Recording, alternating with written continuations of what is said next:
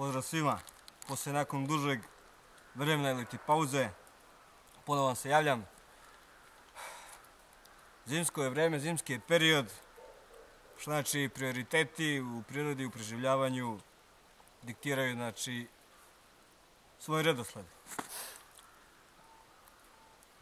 Realno preživljavanje kod nas, kako zastupa se kao neki trening vid odlaska u prirodu, kontakt sa prirodom i ostalo.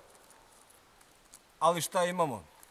Znači, da kažemo, govoreći o prioritetima u zimskim uslovima.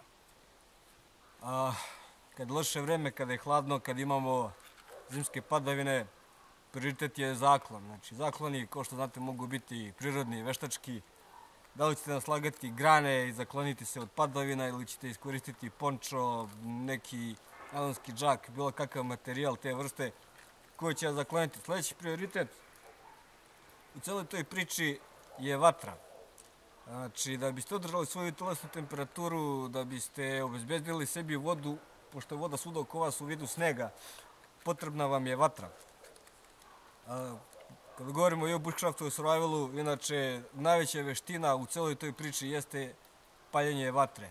Znači, gomile načina koji ljudi praktikuju, ali šta se dalje zbiva? Kad govorimo o vatri, kad govorimo o drveću kojem koristimo za ogreb, ono vas greje na 3 načina.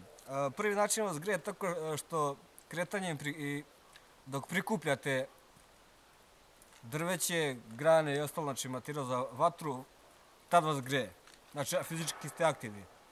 Drugi način kako vas greje je dok obrađujete to drvo da biste zapalili, da biste imali potpalu, pripalu i dalje gorivo za vatru. I na treći način sama vatra. Znači, 3 načina kako vas drvo greje. Da ne bi sad prikazivao, svi znate kako se obrađuje drvo, kako ćete iseći i ostalo. Šta je bitno? Bitno je kada u ovakvim uslovima imate sneg, sve pokriveno snegom. Ne vidite, znači, drveće. Druga stvar, lišće je opalo, teško je razlikovati mrtvo od živog drveća. Sve jednostavno provjerava, ako vam grančica ovako pukne, ostane u ruci, drvo je mrtvo i suvo. Ako se teško lomi, ako je žilavo, znači drvo je i dalje živo. I imate dosta opalih grana koji vise uz samo drveće, na granama koje možete prikupiti i dalje procesirati za vatru. Kada nađete veće parče, pošto je hladno, opet mnogim snegovima prethode kiše i ostalo, bitno je da recimo to mrtvo drvo rascepite.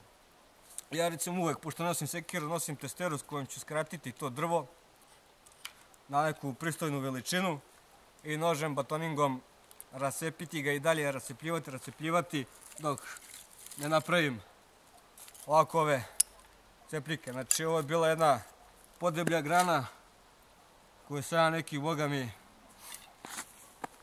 jače od pola sata obrađivo i od jednog dela sam napravio ovu strugotinu.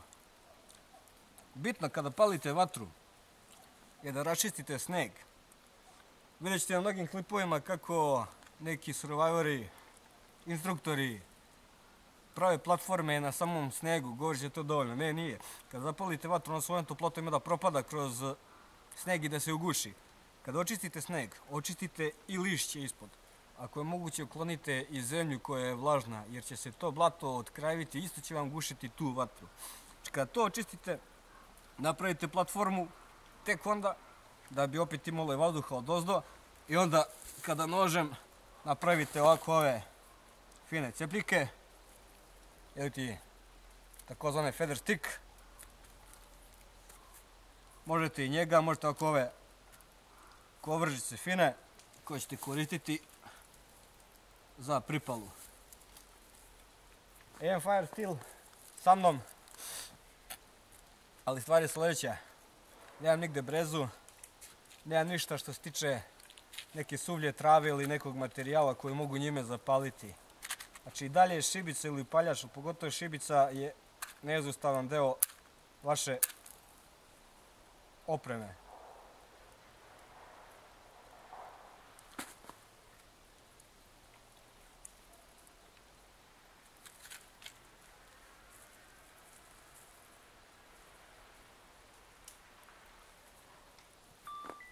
Znači morate ga pustiti da se razgori, malo uhvati, zato onda imamo ove sitne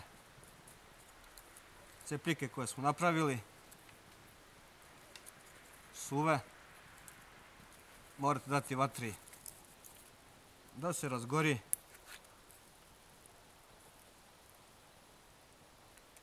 Ne smije da se uguši.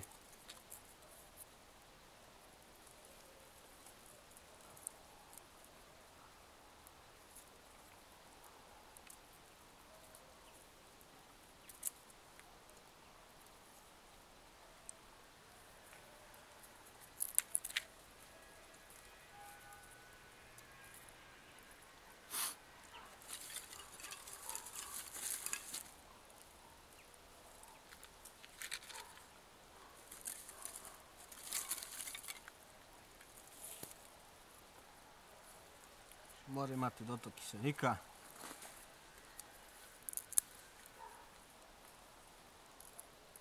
Morate biti strpljivi. Ako vam se ugasi, pokušajte ponovo. Nije strašno ako manete, ako ne uspijete iz prve.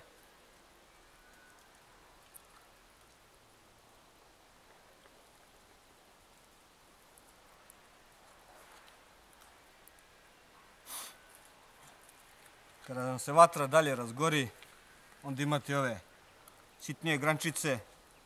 Ostali ogrev napravite veliku vatru, dugačku, zavisi koje potrebe imate. Ako nemate velike potrebe, nemojte paliti vatru. Ako vam samo treba se privremeno ugrejete, pripremite nešto od hrane ili da istopite sneg za vodu, ne treba vam velika vatra. Ako ste tako noćite, znači imat ćete dugotrajan proces, što se kaže od minimum 2-3 sata prikupljanja drveta za ogrev. Ali kao što sam napomenuo, ajde kako se ona razgorela. Bitno je samo strpljenje i da pratite određene redoslede što se tiče. Četo jedna grana koju sam rascepao, da je totalno suva unutra. Mnogi se zaluđuju, donose samo jedan nož. U zimskim uslovima, ako nemate sekiru, barem testeru nosite sa sobom da biste istekli te deblje grane. Tanke grane znaju da budu debelo natopljene, kaže, od snega i od vode.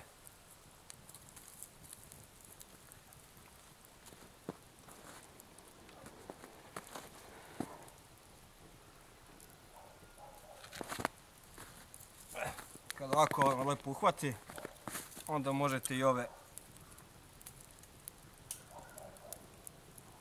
suve grančice koristiti.